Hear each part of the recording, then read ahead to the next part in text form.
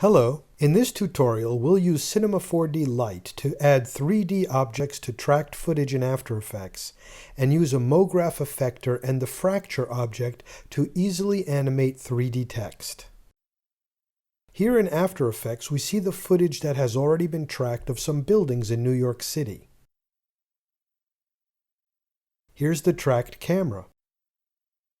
There's a null that was placed at the top of this building based on the tracking data. We'll use that null to help us position the 3D elements. Let's export the camera and the null to Cinema 4D Lite.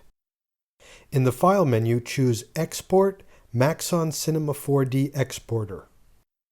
This dialog tells us that 2D layers, like the backplate, won't be exported, so just click OK.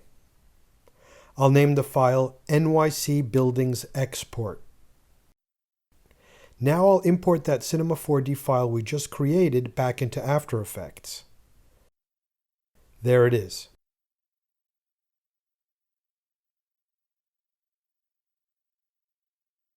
Choose Edit Original from the File menu to open it up in Cinema 4D Lite. Here we can see the tracked camera. And here's the null.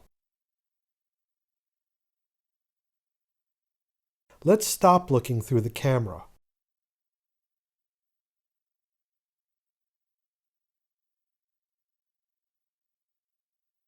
There's the tracked camera and the null. With the null selected, I'll create a new text object while holding down the Shift key to automatically make it a child of the null. Zeroing out its x, y, and z coordinates and its rotation will move the text to the null and orient it in the same way. Let's zoom in. Make the text read New York City. Align its center. Change the font to Arial Black, make it bigger, and tighten up the vertical spacing. With the text object selected, I'll hold down the Alt key and make an extrude object, making the text a child of the extrude object. In the Object tab of the Extrude object, I'll increase the movement along the Z-axis to 300 centimeters. In the Caps tab, I'll give the text a fillet cap. This helps catch the light on the edges. With the text object selected, clicking Show 3D GUI allows you to move the letters closer together manually.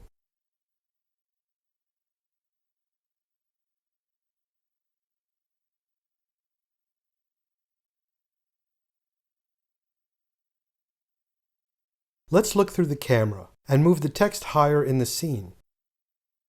And save. Switching back to After Effects, I'll make the C4D file a new layer in the comp. As soon as I do, the 3D letters automatically appear and track correctly. Switching back to C4D Lite, I'll make a new material. In its color channel, I'll choose a light, warm color. In the diffusion channel, I'll add some noise, scale it up, and lower its mix strength to give it a worn, non-uniform look. I'll name the material and drag it onto the extrude object. There are several different types of lights, but I'll make an infinite light since its rays are parallel like the sun. Switching to 4 views, you can see the light at the origin. I'll move it closer to the text and rotate it so it points to the text at roughly the same angle as the sun's rays. Let's save and switch back to After Effects. And switch the renderer to Final Quality. Let's zoom in. The angle of the light is good, but the sides of the letters are too dark. I'll make a fill light, but before I do, I'll name the first light Sunlight. Then I'll hold down the Control key and drag off a copy of the light. I'll move it here and point it to the sides of the letters. And name the new light Skylight. I'll make it a blue color.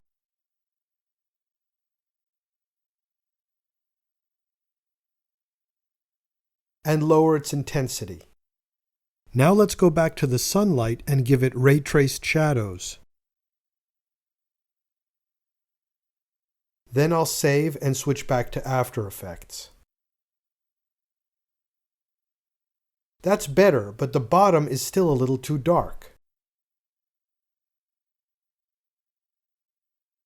If I create a point light and click Ambient Illumination, it will add more all-over light to the scene.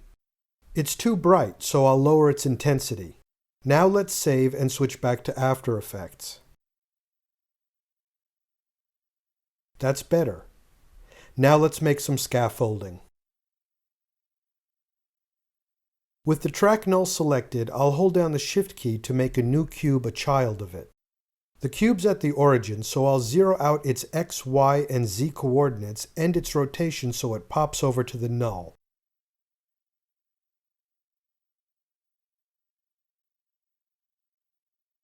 Let's take a closer look.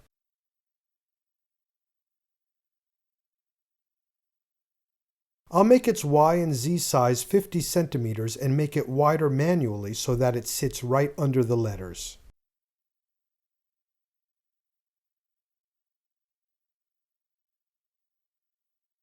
I'll Control-drag a copy of it to the back. Next, I'll make another copy here, rotate it 90 degrees, make it smaller, and Control-drag it to each side. That's the base. Now I'll Control-rotate this one to make a copy of it.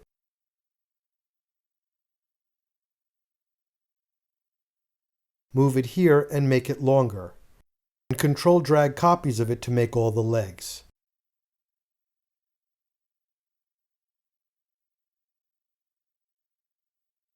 Let's make the scaffold material.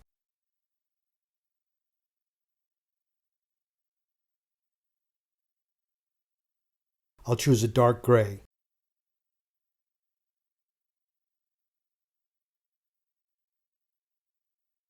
In the diffusion channel, I'll add a noise,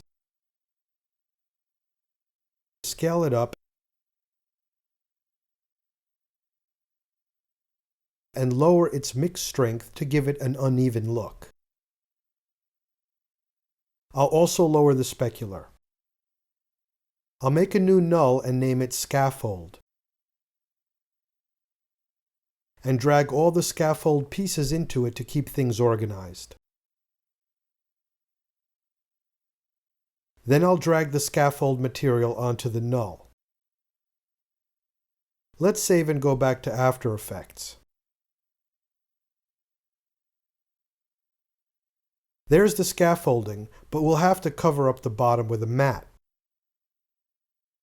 To make the mat, I'll make a duplicate of the bottom layer and drag it over the C4D layer. Then I'll draw a mask on it.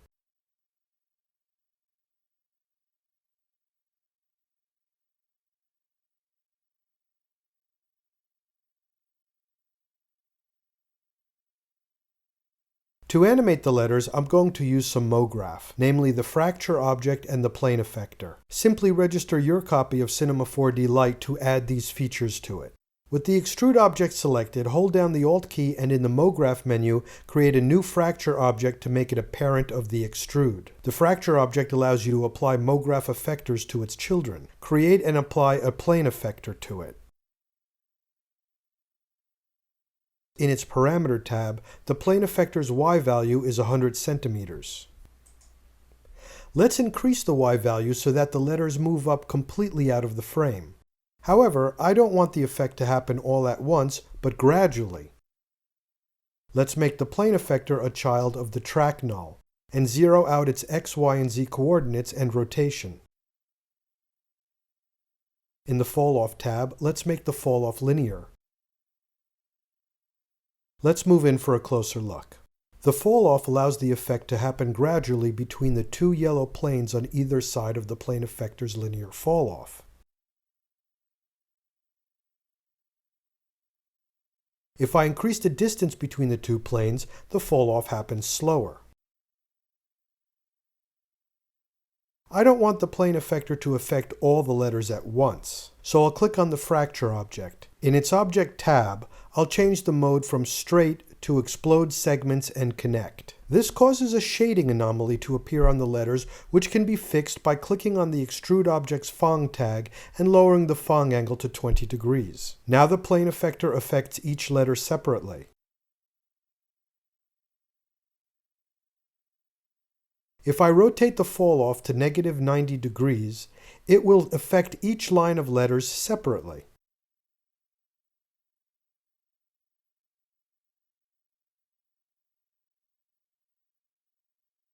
I'll move to frame 120 and set a keyframe here at its start position. I'll move 3 seconds later and set another keyframe here at its end position.